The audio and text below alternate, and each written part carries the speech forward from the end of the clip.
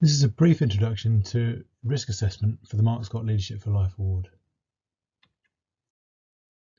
In this presentation, we're going to briefly look at risk, about hazard, the control, types of risk assessment, and then very briefly about putting it into action. So I'm going to take a moment of thought and ask you a few questions. Are you safe? Hopefully the answer is yes. But have you thought about why you're safe? Or in fact, how safe you are? Have a think about that for a moment.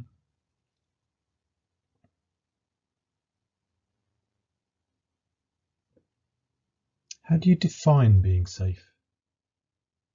Is it that you're sat there and you're not scared right now? Is it a situation of blissful ignorance? Or are you safe? Are you safe? Or are you safe enough? What would being completely safe be like? Now have a think about that for a moment. Could you be completely safe? And if you could, what would it be like?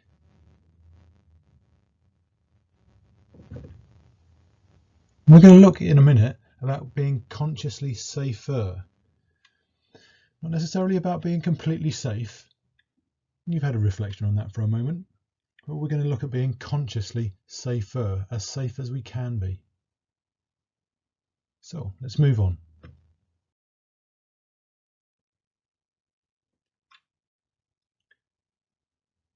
If we were completely safe, could this happen?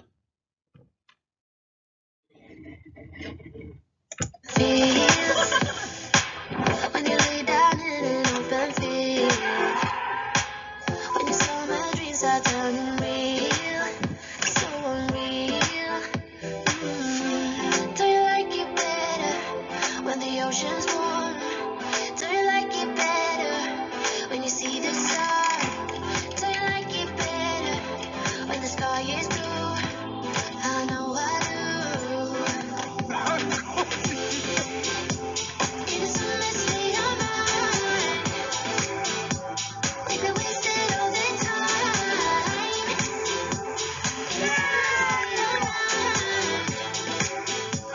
In a summer state of mind, hands, put 'em in that sky, yeah, raise your hands. We ain't got no worries, only plans to make everybody dance, 'cause we can. Do you like it better when the ocean's warm? Do you like it better when you see the sun? Do you like it better when the sky is blue? I know I do. In a summer state of mind, we've been wasted all the time. In a summer state of mind, in a summer state of mind.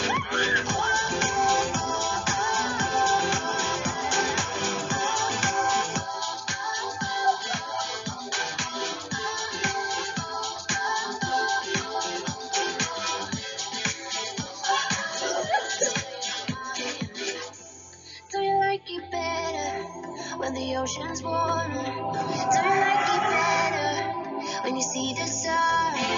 Do you like it better when the sky is blue? I know I do. In a summer state of mind, we've been wasted all the time. In a summer state of mind, in a summer state of mind.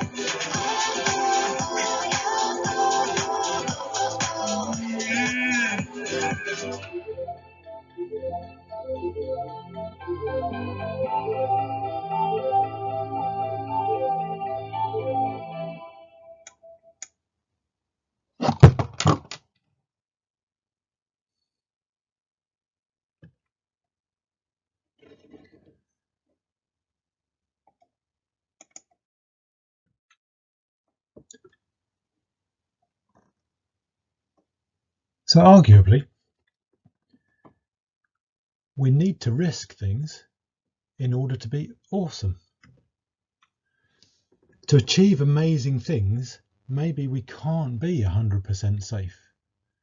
The two flip sides of that video are people were doing some amazing things, but people were trying to do the similar amazing things and failing horribly.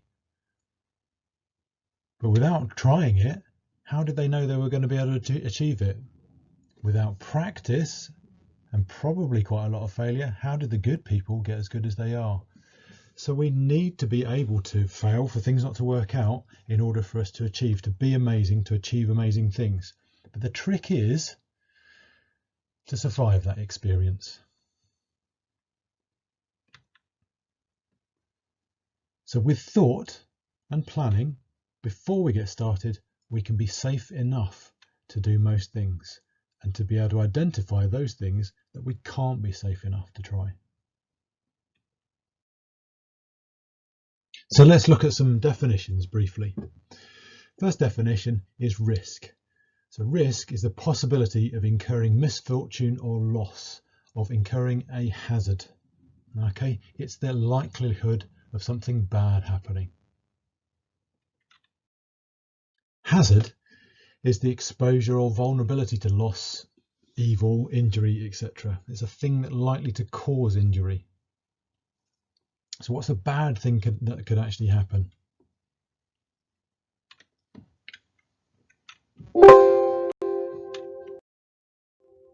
And we also want to look at control. And we want to think about control being a control measure being something that we can put in place that reduces the risk of a hazard coming into action and or the effects of that hazard should it occur. So it reduces the likelihood of something bad happening and reduces the badness of the bad thing that happens. That's a control or a control measure. The conscious awareness of this is really, really important. We don't want to leave it to chance. And that's what we tend to do a lot of the time. A lot of the stuff we're just not thinking about because we assume that we are safe. We assume that our houses are safe. We assume that driving our car is safe. We assume that running across the road is safe. We're not conscious of those things. So when we're going into a new environment, and arguably some of the environments we're very familiar with, we should make a conscious decision to be consciously aware of the hazards and the risk of them coming about to us. So as a wee example, the most vulnerable group in construction are apprentices in their first few weeks. They're firstly unfamiliar with serious hazard. The worst thing that can happen to them is they get a wee bump or a scrape at school or wherever. Okay, they're used to crossing roads and they've never been hit by a car, so that's the worst thing that can happen to them. They're unfamiliar with being in an environment where there are some serious hazards waiting around the corner. They're also unfamiliar with serious consequence. Okay, so they're not used to being in an environment where you're not going to get a bruise, you could get killed. So that unfamiliarity, unless they become conscious of it, they are made to be conscious of it, or they become conscious of it, then they are not taking in the seriousness of the hazards or the likelihood of them coming about. They're also keen to be independent because I've just left school and I'm a proper person now and I'm earning my money and I know what I'm doing. So they're less likely to listen to people as well. So even more important that they get this formalization of that risk assessment, so they're becoming consciously aware of the environment around them. The other thing is assumption. They're dealing with a lot of assumption because they have little knowledge of their environment. They assume they know their environment because it's just houses or whatever it is that they're building, but they actually have little knowledge of their environment. And so that a conscious awareness of their environment might make them go, well, actually, it's a house, but I've never been in a house without floors or without ceilings or that hasn't been wired in yet. So they are not making that conscious transfer from an environment that they feel comfortable and safe and the hazards are really low to a similar environment possibly that is full of big hazards with big consequences. As an example, and one that has been given for years in the health and safety world, concrete. Most people think that concrete goes hard, by drying out. It doesn't go hard by drying out. It's undertaking a chemical reaction. And it's a chemical reaction that involves a very, very strong alkali. It's the same strong alkali actually that's used to decompose bodies in hot countries so that they decompose quicker. Okay, it's really, really powerful. So that's in there. And there have been cases, a number of cases in the past, when people have not realised that at all. They've just thought it's concrete, it's a bit wet. And knowing that the job to do is to mix it up, because when you pour concrete into something, you have to mix it around just to make sure it's evenly mixed, the air's out of it and all the mixture's evenly mixed. And normally that's done mechanically, but there have been people that have gone, well, it's a hot day, if I just jump in now and wade around, I know it's not going to set for hours, so I'm not going to get stuck in it, so I'm safe.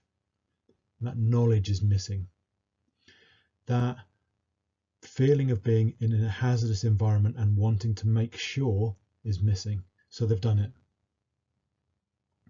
They haven't got stuck in the concrete, but the alkali has burnt through their trousers, burnt through their legs, and burned all the flesh off their legs. And people have had amputations. People have actually died from this.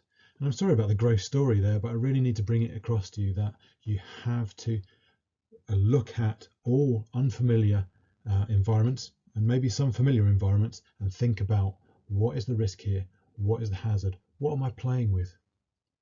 What could go wrong, and how badly could it go wrong? What's the consequences to me? Now, we're thinking about this in terms of keeping you safe, and we go through that process when we're doing that with the outdoor activities that we do, and you'll be familiar with COVID risk assessments, for instance. But also businesses do this, so you can do this in terms of business. What's the risk to our business? What's the hazard to our business? How can we control that risk and that hazard to reduce the potential damage to our business as well? And you could do that for community projects too. But let's focus back on the practical. So there's a process, there's a really simple process of becoming conscious of the environment around you. Assess the hazards. And even if you think you're in a familiar environment, go find out. Ask people that are familiar with it. Look at and see if it's been documented. Okay, but go find out. Don't assume that you know everything. Assess the hazards. Assess the risk, the likelihood of those hazards coming about. And look at the consequences of them happening. And once you've done that, apply controls to reduce the hazard to an acceptable level. And ultimately, if you can't reduce it to an acceptable level, then your control is to not do that thing. Okay, but you apply control. So think about, how can I reduce the risk? How can I reduce the hazard? And the principle of creating a risk assessment is to take those things and document them, so you're making it really conscious for yourself, but you're also able to pass that on to other people in the same environment with you. So to get that written down, to make it conscious, we need to list the hazards, we need to list the risks, and we need to apply the controls. And remember that we always have the control level of abandoning the activity if it's going to be too hazardous or too risky. So just to finish off, we're going to look at that, going back to that starter question, what is safe and what we're keeping them safe. So the things that we need to kind of think about when we're looking at risk assessing. So number one, who are we keeping safe? So here's one for outdoor education. So all the people that are trying to keep safe. So we've got adult clients, we've got an instructor, we've got passers-by, we've got accompanying adults, we've got the floor and floor assistant leaders, other participants, child clients, okay, young people, all of these people around about. So it's not just I'm looking after myself, but I need to think about the effects of our environment and the activity we're doing on all of these people as well. So they all need to be taken account of in my risk assessment. How am I going to keep them safe? Because something I do might not hurt me. It might hurt somebody else or something else. So who are we keeping safe? And then we need to think about, what are we keeping them safe from? So are we keeping them safe from illness, activity-specific hazards, environmental hazards, abuse or harm, accidental injury, upset? What are we keeping them safe from?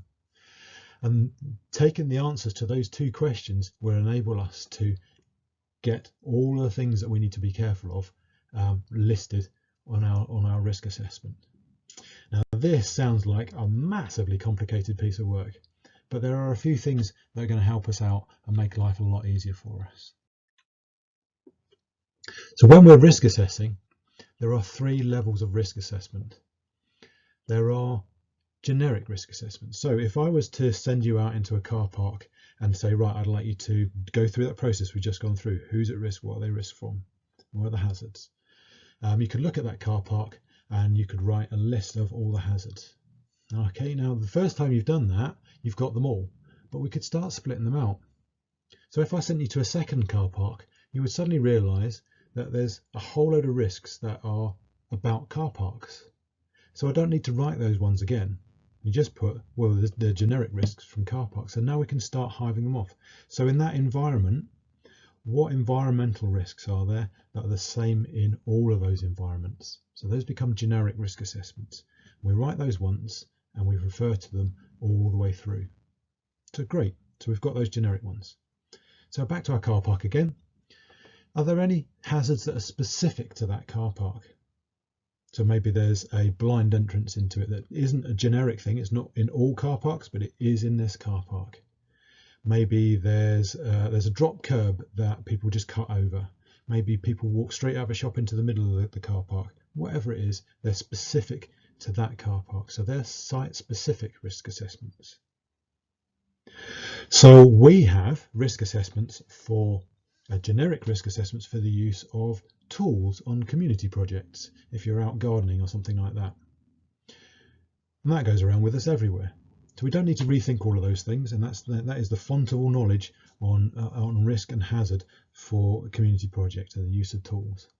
However, what we do when we go into a new garden, we make a site-specific risk assessment. So we look at the specific risks involved in that garden that are only in that garden. Okay, and this is where your risk assessments come in nice and easy, because what you're doing is you'll find that most things are covered by generic risk assessments that we can provide you. What you need to look at are the site-specific risk assessments for the place that you're going to do your project, for instance. So with that, we can get one finer detail. We're in the garden now. We've got a generic risk assessment for our garden, our car park, our situation. We've got site-specific risk assessments, okay, for this situation. And then the last element is the dynamic risk assessment, and that one doesn't necessarily get written down. That one is just in your head. Okay, so we've got all these risk assessments going on, and then something changes, or something individual to that moment happens, and you think, oh, need to watch out for that. So you've got a generic risk assessment, let's say for your garden.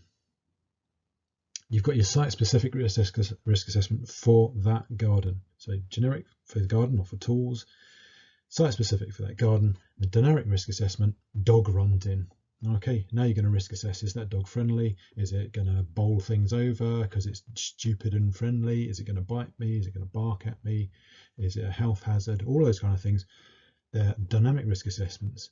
And that's why we stay conscious all the way through of something, of anything that changes. So can this hurt me or harm me? Can this hurt or harm the project that we're doing? And that is risk assessment. So big document, little document, probably not documented. Generic, site-specific, and dynamic risk assessment.